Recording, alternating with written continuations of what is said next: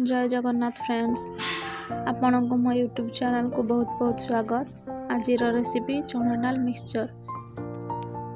प्रथमे 2 कप चना डाली नहीं 8 ରୁ 9 घंटा भिजाई नेबा।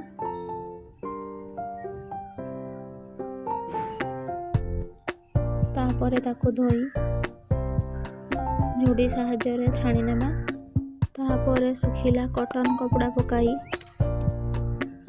डाली को फैन ने सुखाई नेबा।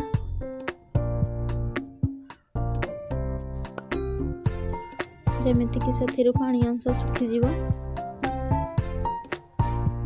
एबे डाली भलो भाव रे सुखी जाई छी। कढ़ाई रे तेल गरम करिवा।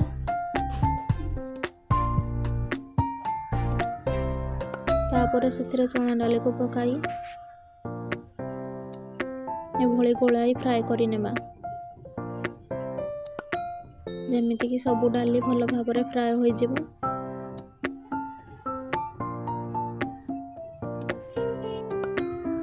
एहा को आपण डायरेक्ट तेल रे पकाई मध्य फ्राए करि पारिबे।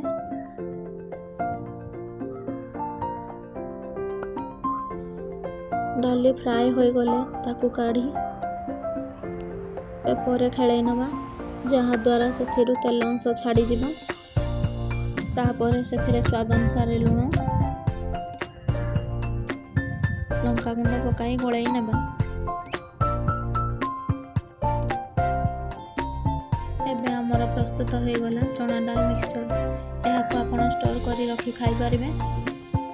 जदि आपनको मो वीडियो भल लागे लाइक शेयर सब्सक्राइब करिबे।